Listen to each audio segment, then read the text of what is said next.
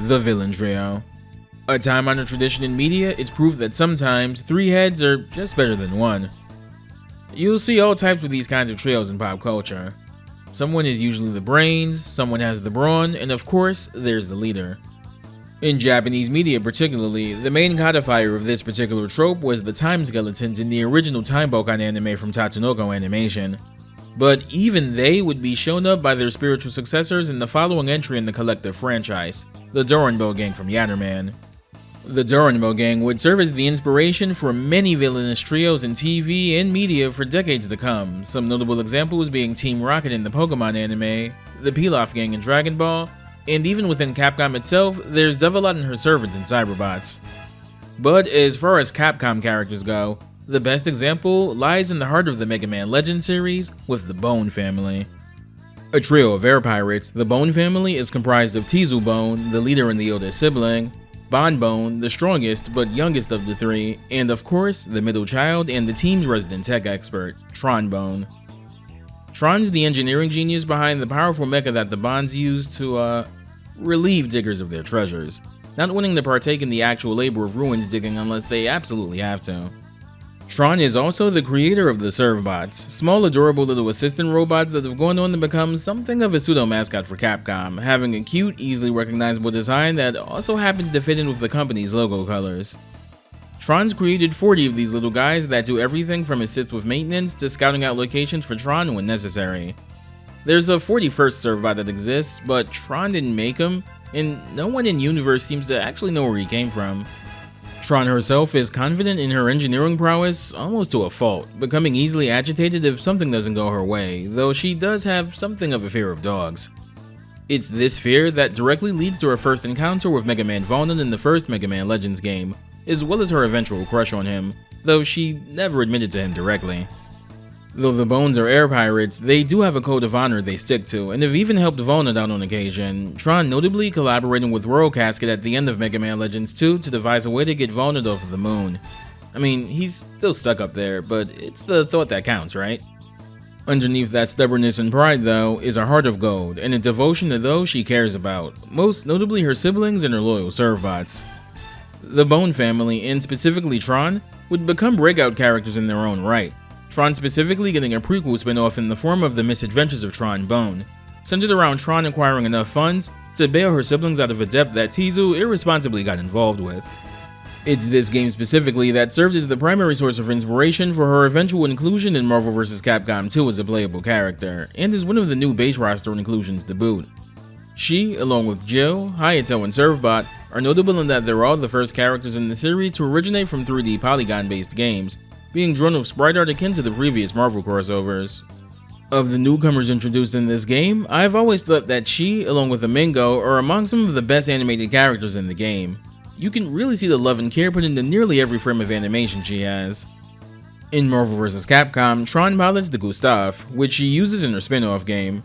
Here, however, she uses a unique customized version of it with an open cockpit and a green color scheme, along with more onboard weaponry befitting a fighting game. According to one of Marvel 2's sprite artists, Masaru Nishimura, a now former Capcom employee that had worked on sprite work for some of their biggest arcade games like Pocket Fighter and X-Men Children of the Atom, the hardest thing about doing the sprite work for Tron was getting the Gustav's finger animation to look good.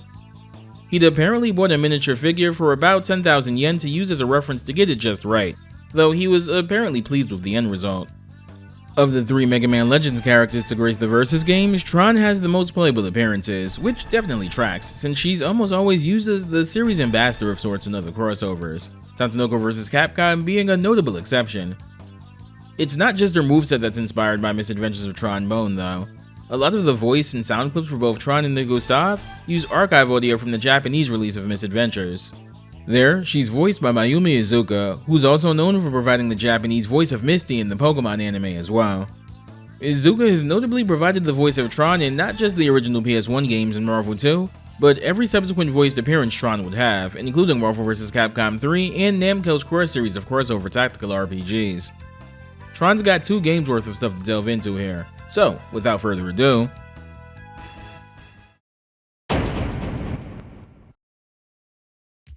Tron debuted as a base roster character in Marvel vs. Capcom 2, freely selectable from the start, though like a few other characters, her position on character select is different depending on which version of the game you're playing. Tron is a character with a pretty limited game plan on point, but it's as an assist where Tron most famously shines in Marvel 2. Tron is pretty tanky overall and can withstand a bit more punishment than most characters. While Tron isn't all that great as a point character, she has some potent corner setups and routes that shouldn't be underestimated. She also has a forward air dash that can be chained into itself until she lands. And of course, the biggest reason to pick her is for a projectile assist, one of the most notable assists in Marvel 2 overall. More on that later. That said, Tron has it especially rough if she has no assist alive to back her up. Her air dash only travels forward and as such has next to no defensive utility. And because her sprite is so large relative to other characters, she's a lot easier to combo than others. Tron has a relatively straightforward moveset overall. Her first special move is Beacon Bomb, done with a quarter circle forward and punch.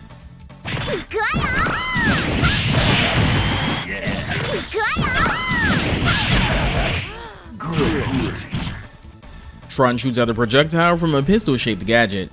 If it makes contact with an opponent that isn't blocking, two servbots appear and hold the opponent down briefly, putting them in a capture state. The capture state can be mashed out of by the opponent though. The light variation of this has Tron shoot straight ahead, while the heavy version shoots upwards at a 45-degree angle, making it useful for characters that prefer to camp up high, like Dr. Doom or ever such flight characters. The move itself is taken straight from the misadventures of Tron Bonne. There, it's fired from the top of the Gustav itself, and allows you to direct servbots to a location depending on where you shot the beacon. It even uses similar visual design to indicate the shot trajectory. If you let the capture state wear off, the servbots will run back to Tron carrying some curious gems.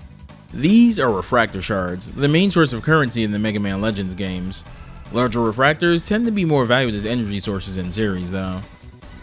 Her next special move is Servbot Launcher, done with a Dragon Punch motion and any punch button.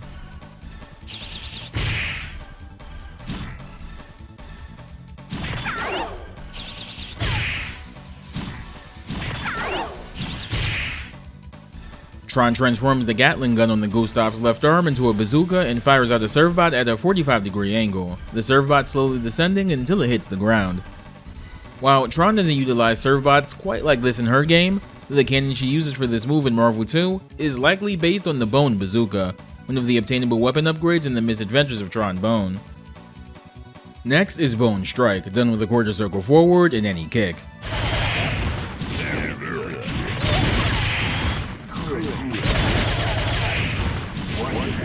Tron transforms the Gustav's arm into a large drill and rushes forwards. This move has a lot of corner carry and does a ton of chip, on top of being usable in the air. Considering you'll want to get your opponent in the corner as Tron to get the most out of her on point, this move is instrumental in making that happen. Tron's first hyper combo is Lunch Rush, done with a quarter circle forward and two punches.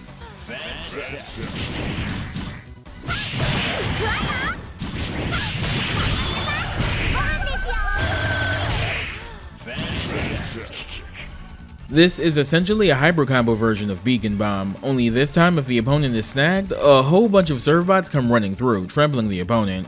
Despite the move's initial hit looking similar to Beacon Bomb, this super has incredibly short range. Fun little note here, this move can't be mashed and always does exactly 41 hits, the same amount of canonical servbots there are in the Mega Man Legends series. This is a trait that's not only retained in the Marvel 3 version of the move, but also in Volnut's Machine Gun Sweep Super in Tatsunoko vs. Capcom.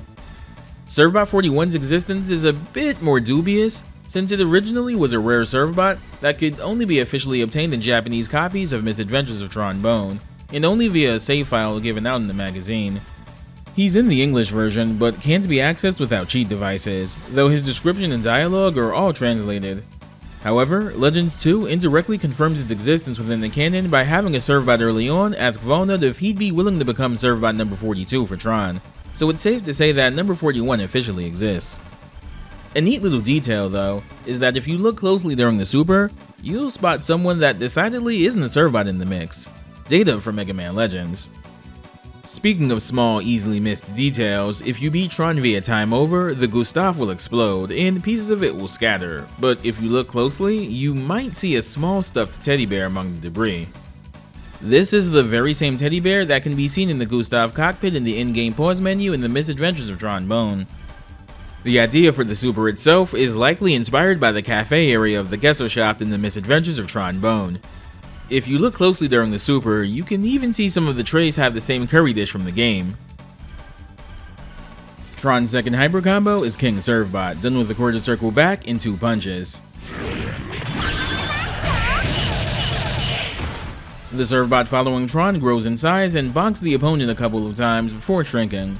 If the Servbot is touching the opponent as the super initiates, the transformation will actually pop the opponent up into the air. Do keep in mind that this can whiff completely in the corner, even at point blank ranges, so be careful. Tron's first assist is a throw attack.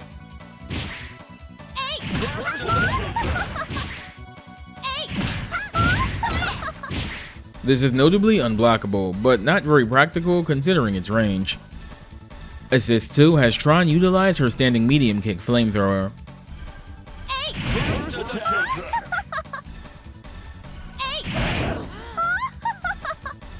Not very remarkable, but I suppose it has its uses. Imagine if it were invincible or something. Assist 3 has Tron utilize her crouching medium punch attack.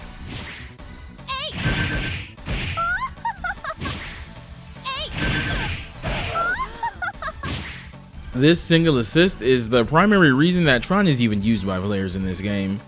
Similarly to Ken's Heavy Tatsu, this assist is glitched, and all 3 hits of this attack deal completely unscaled damage. That might not sound like much at first, but against all but the tankiest characters in the game, hitting this combined with a simple air combo can completely melt 40 to 50% of your opponent's health. The third hit notably hits a bit later than the other 2 as well, which can be used to your advantage, and your disadvantage as well if you forget about it in the heat of the moment. Tron herself is a decidedly niche pick otherwise, but this assist is so devastating, it's worth the major handicap dedicating a team slot specifically for it in a lot of situations. Here are Tron's colors. All of our alternate colors in Marvel 2 are loosely based on the color schemes the Gustav can be recolored to with certain items in the Misadventures of Tron Bonne. Color 2 is based on the original color scheme of the Gustav as seen in Misadventures. Colors 3 and 4 are based on the Heroic and Bonne color schemes respectively. And the colors 5 and 6 are based on the Stylish and Cute color schemes respectively.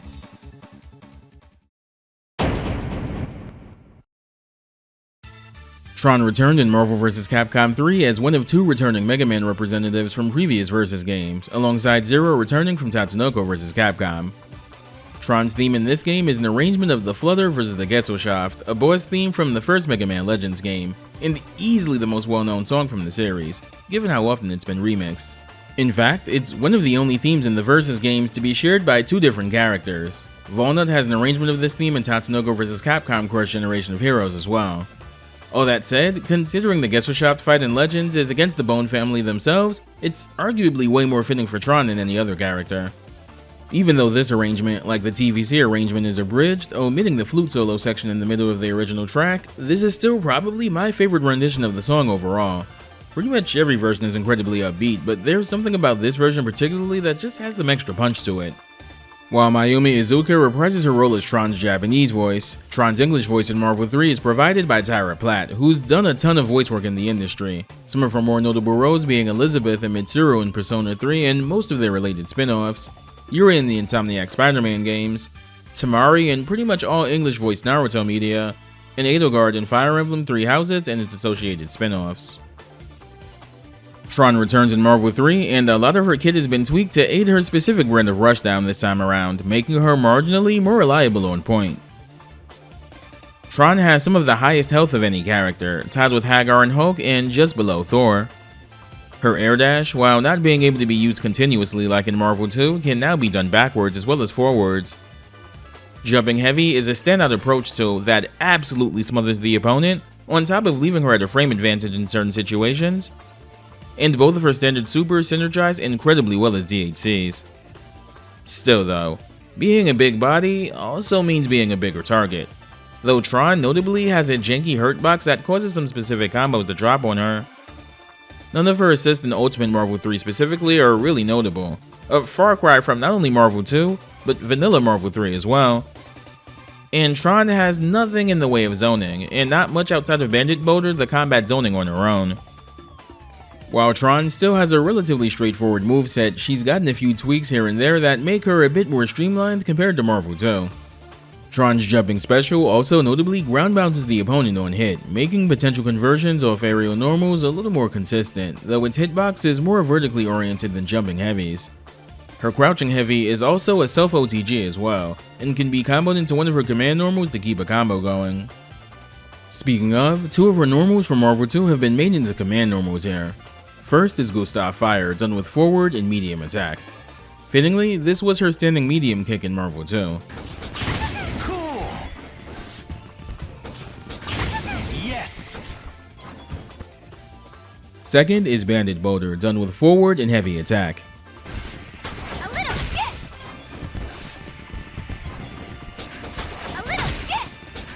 The boulder notably nullifies low priority projectiles, making this Tron's only solo means of navigating around zoning.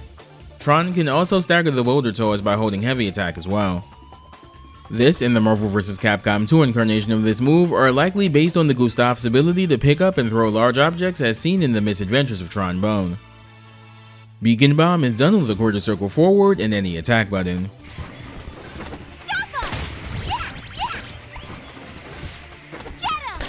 The light and heavy versions function largely the same as in Marvel 2, with the heavy version aimed diagonally upwards as before. The new medium variation, however, travels across the entire screen, unlike the light version, but in exchange has slower startup. Bone Strike is done with a reverse dragon punch and any attack. Great. Dude. This functions very similarly to its Marvel 2 incarnation, with one additional benefit. Tron can combo off of the final hit if she's quick enough, making it a vital tool for combo conversions off of stray hits. It's technically possible to use a Tiger Need version of this on shorter characters as an infinite, but it's both incredibly difficult on top of being impractical for the most part, but it exists. Servbot Launcher is done with a Dragon Punch motion and any attack button.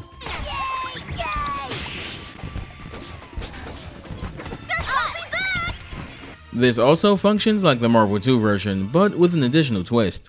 Tron can press another attack button up to 2 more times to fire a total of 3 serve bots, the location being dependent on the strength of the attack button pressed. Bone Mixer is a new command grab given to Tron in Marvel 3, done by doing a half circle back in attack motion. Yes. The startup and range is dependent on the strength of the attack button pressed, light having the most range and longest startup, while heavy has the smallest range but comes out quickest. Tron's first hyper combo in Marvel 3 is served by Takeout, done with a quarter circle forward and 2 attacks. Excellent.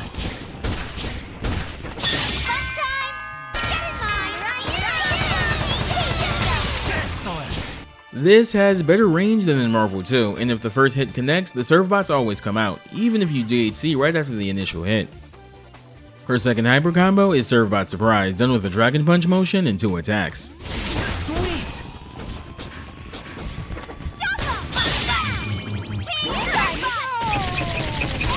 Sweet. While the startup is slow, neither Tron or the Servbot can be push blocked once the hammer is out and active, making it great for corner pressure, especially on incoming characters. Tron's level 3 is Shakedown Mixer, done with a half circle back and 2 attack buttons. Sweet.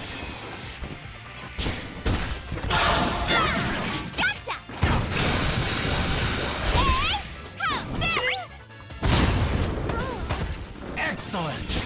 This is essentially a cinematic version of her standard command grab. Unlike other attacks where you can mash attack buttons to boost damage, you can optionally do so here by alternating left and right inputs while she's spinning. Tron's first assist is Bone Strike.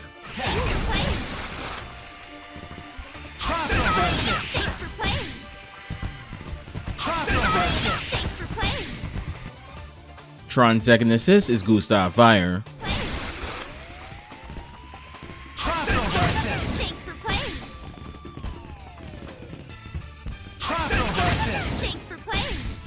It's not very notable in Ultimate Marvel vs. Capcom 3, but this, along with Hagar's Lariat, were the overall best assists in Vanilla Marvel 3. Both assists had a ton of invincibility, letting you throw them out in neutral with very little risk, even allowing them to interrupt supers if timed correctly.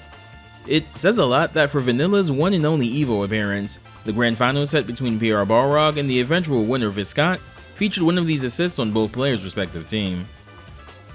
Tron's third assist is Bandit Boulder. Crossover assist. Yes. Crossover assist. Yes. Here are Tron's colors. Color 2 is based off of Roll Casket from Mega Man Legends. Color 3 is based off of her Assist 1 color in Marvel 2, which is in turn based off of the stylish Gustav color scheme from the Misadventures of Tron Bonne. Color 4 is based off of Tizu Bone. Color 5 is based off of Bonne. Color 6 is based off of her Light Kick color in Marvel 2, which is again in turn based off of the Gustav's default color scheme in the Misadventures of Tron Bonne. Tron's alternate costume has Tron pilot the Servbot themed Gustav variant. Kinda surprised Tron herself isn't donning the reporter disguise from Mega Man Legends 2 here, but whatever. Tron also has a color scheme exclusive to Vanilla Marvel 3 as well, also seemingly based on the Servbot color scheme as well. Here are all of Tron's interactions in the game. Please, I'm not dumb enough to be caught by the cops. You ready for me?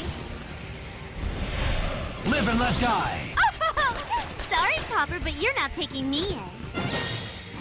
Uh-oh. Am I being sued? Your Honor, the defense is ready to present. Get ready to brawl. Right, time to collect my dues.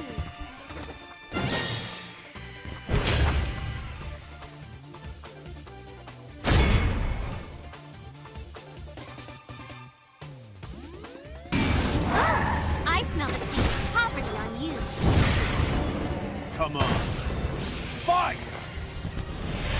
Go for broke. Sorry, I don't have time for poor people. I found me some new robot parts. Target acquired. It's do or die. Can't wait to start building new robots with your parts.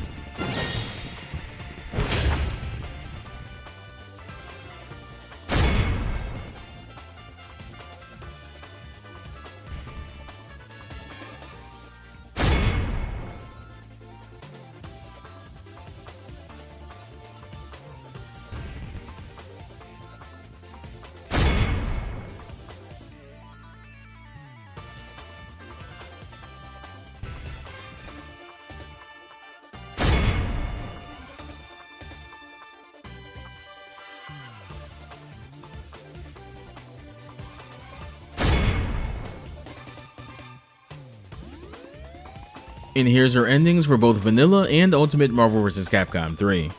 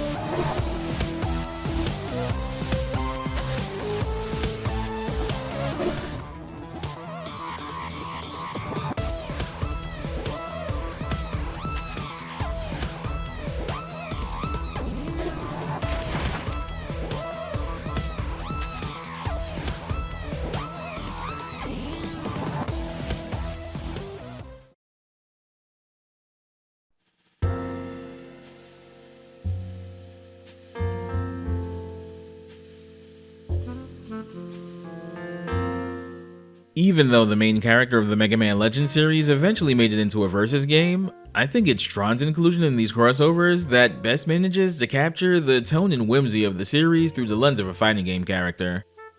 I'd argue she's also one of the characters that transitioned best from 2D to the 3D entries, both in terms of character animation and general art style.